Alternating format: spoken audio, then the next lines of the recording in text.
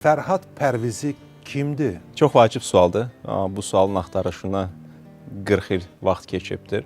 Çox qısası desək, koçumla bunu işləyəndə bir vəzifə özüm üçün gəldi. Fərhad Pərvizi kimdir? Zərgərdir Fərhad Pərvizi.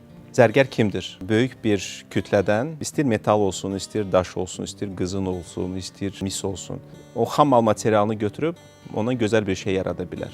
Bizim kimliyimiz adətən bizim bu dünyaya bəxşimizdən irəli gəlir.